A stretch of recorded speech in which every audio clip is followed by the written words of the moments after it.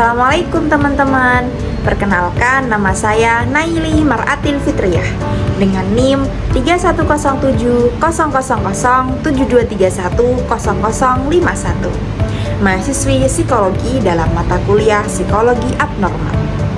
Dalam kesempatan kali ini, saya akan membahas salah satu kasus yang mungkin sering kali terdengar dalam kehidupan kita sehari-hari, tapi belum pernah mendapatkan perhatian lebih. Dan tentunya kasus ini sangat menarik, yaitu gangguan somatoform. Apa itu gangguan somatoform? Dan apa kata para ahli terkait masalah ini? Mari kita bahas dalam video ini. Tujuan dari dibuatnya video ini adalah untuk memberikan pemahaman lebih mendalam mengenai gangguan somatoform melalui analisis kasus nyata. Selain itu, saya juga akan membandingkan gangguan ini dari sudut pandang 4 pendekatan psikologi yang berbeda, yaitu psikoanalisis, behaviorisme, kognitif, dan humanistik, guna memberikan perspektif yang lebih holistik terhadap gangguan ini. Dalam video ini, pertama-tama saya akan membahas apa itu penjelasan somatoform. Dilanjutkan dengan analisis kasus, dan yang terakhir perbandingan teori serta kelebihan dan kelemahan dari masing-masing teori. Kasus ini membahas tentang gangguan somatoform yang diadaptasi dari artikel Alo Dokter, di mana seseorang merasakan gejala fisik yang tidak dapat dijelaskan secara medis. Deskripsi kasus. Mari kita bahas sebuah kasus nyata.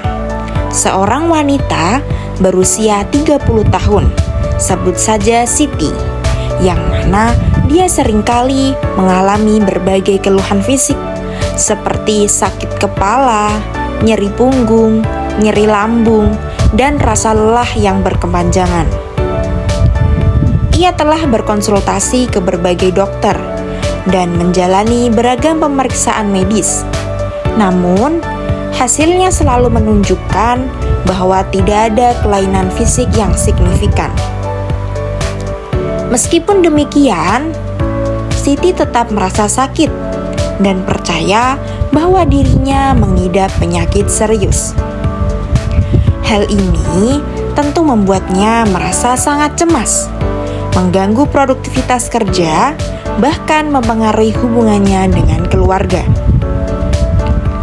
Sumber kasus ini diadaptasi dari artikel yang dipublikasikan oleh alodokter.com yang membahas tentang gangguan somatoform dan bagaimana stres serta kondisi psikologis dapat memengaruhi tubuh seseorang secara fisik tanpa adanya bukti medis yang kuat.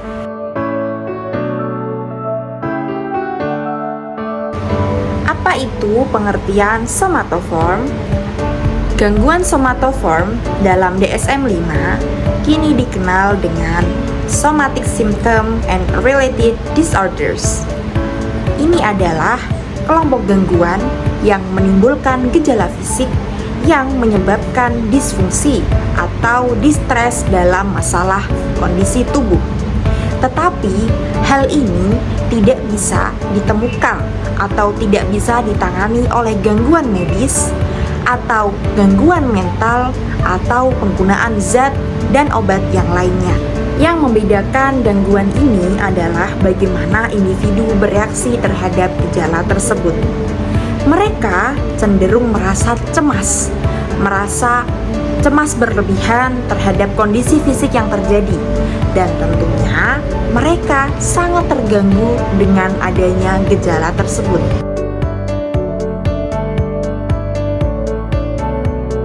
Selanjutnya, kita akan bahas klasifikasi DSM-5. Menurut Diagnostic and Statistical Manual of Mental Disorders edisi kelima atau DSM-5, gangguan ini terbagi menjadi beberapa jenis, antara lain yaitu yang pertama, gangguan gejala somatik atau Somatic Symptom Disorder. di mana individu fokus secara berlebihan pada gejala fisik, meskipun gejala tersebut tidak berbahaya. Yang kedua, gangguan kecemasan penyakit atau illness anxiety disorder. Individu sangat takut memiliki penyakit serius, meskipun tidak ada gejala fisik yang jelas. Yang ketiga, gangguan konversi atau functional neurological symptom disorder, yaitu gejala menyerupai gangguan neurologis, tetapi tidak ditemukan penyebab medisnya. Dan yang keempat, yaitu gangguan fiktif atau factitious disorder, yaitu seseorang dengan sengaja memalsukan gejala penyakit, biasanya untuk mendapatkan perhatian atau simpati. Contoh gejalanya adalah, gejalanya tentu bisa sangat beragam, mulai dari nyeri tubuh, gangguan pencernaan, rasa lelah berlebihan, hingga gangguan neurologis seperti kebutaan atau kelumpuhan yang tidak bisa dijelaskan secara medis. Yang penting adalah bahwa penderita sungguh-sungguh merasakan gejala tersebut, bukan hanya berpura-pura. Dalam kasus ini akan ada 4 teori pendekatan untuk mengatasi masalah gangguan simatoform, yaitu yang pertama, teori psikoanalisis oleh Sigmund Freud, yang kedua, teori behavioristik oleh B.F. Skinner, yang ketiga, teori kognitif oleh Aaron Beck, dan yang terakhir, teori humanisme oleh Carl Rogers. Pertama, kita akan membahas teori psikoanalisis yang dikembangkan oleh Sigmund Freud. Dalam pendekatan psikoanalisis, Freud berpendapat bahwa gangguan fisik dapat muncul akibat konflik batin atau pengalaman traumatis yang ditekan dalam alam bawah sadar. Ketika emosi atau trauma tidak bisa diekspresikan secara langsung, maka ia bisa berpindah ke tubuh dalam bentuk gejala somatik. Pendekatan psikoanalitik sangat kuat dalam mengungkap konflik dalam diri yang tersembunyi. Dalam kasus Siti, psikoanalisis dapat menjelaskan bagaimana pengalaman masa kecil yang menekan, seperti tekanan dari keluarga atau penolakan emosional, dapat berkembang menjadi gejala fisik yang tidak disadari.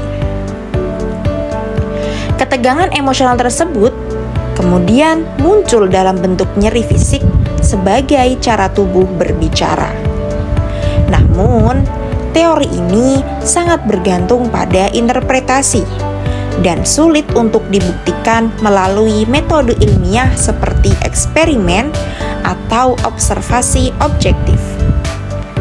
Oleh karena itu, meskipun menarik, pendekatan ini lebih cocok digunakan dalam terapi jangka panjang. Pendekatan yang kedua yaitu pendekatan behaviorisme, dikembangkan oleh B.F. Skinner. Pendekatan behavioristik lebih menekankan bahwa perilaku termasuk gejala somatik merupakan hasil dari pembelajaran dan penguatan lingkungan. Jika seseorang mendapat perhatian, simpati, atau terbebas dari tanggung jawab karena menunjukkan gejala sakit, maka perilaku tersebut bisa diperkuat. Behaviorisme unggul dalam kemampuannya merancang intervensi yang langsung dan praktis. Dalam kasus Siti, mungkin saja gejalanya diperkuat oleh lingkungan. Setiap kali ia mengeluh sakit, ia dibebaskan dari tanggung jawab rumah tangga atau mendapatkan perhatian lebih dari orang terdekat. Oleh karena itu, gejala tersebut bisa terus berulang sebagai bentuk reinforcement. Sayangnya, behaviorisme ini memandang manusia secara sangat mekanistik, seolah-olah hanya bereaksi terhadap stimulus. Ini menjadikannya kurang memadai dalam menjelaskan hal-hal seperti emosi mendalam, makna subjektif, atau trauma psikologis yang tidak tampak di permukaan.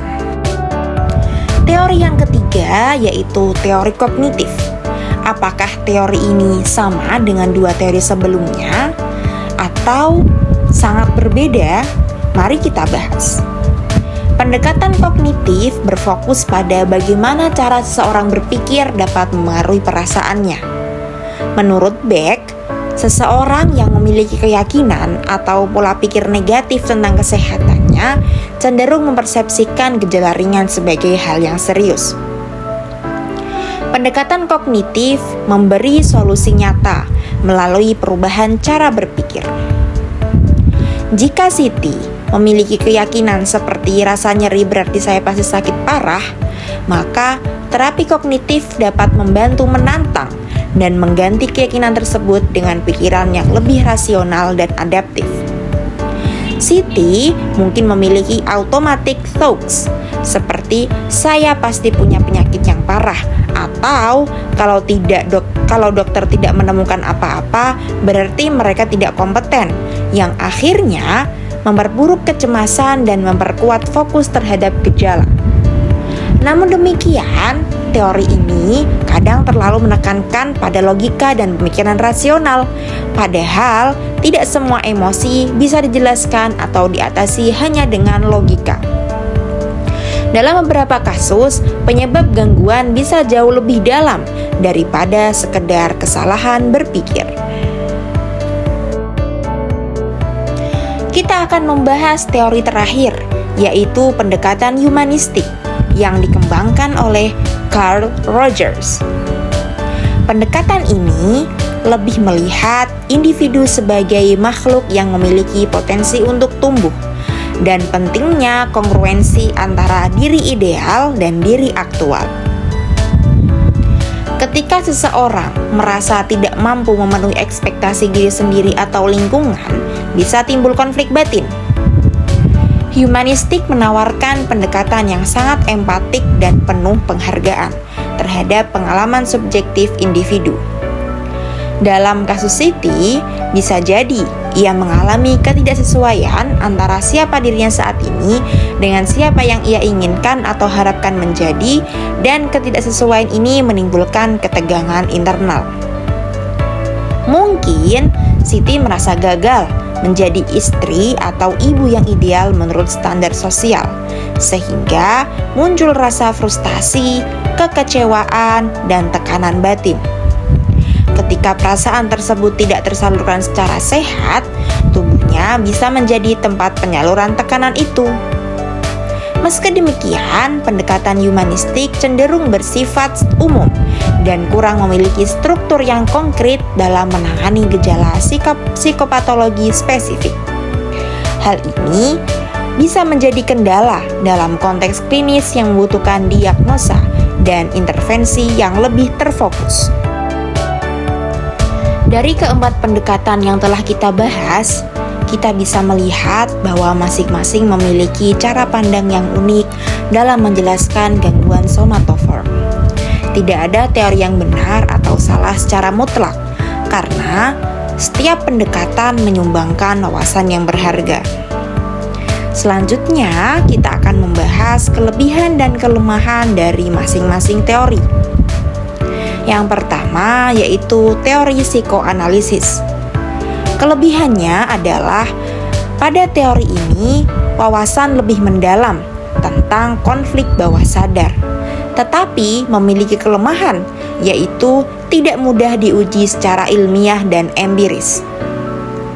Kemudian yang kedua, teori behaviorisme yang memiliki kelebihan yang berfokus pada perilaku yang bisa diamati dan diubah, tetapi memiliki kelemahan yaitu mengabaikan proses internal seperti emosi atau kognisi. Yang ketiga adalah teori kognitif, yang mana teori ini memiliki kelebihan menekankan pentingnya pola pikir yang rasional, tetapi memiliki kekurangan terlalu menyederhanakan emosi kompleks. Dan yang terakhir, teori humanistik yang memiliki kelebihan mendorong pertumbuhan dan pemahaman diri. Tetapi kekurangannya adalah kurang sistematis dalam menangani gangguan klinis.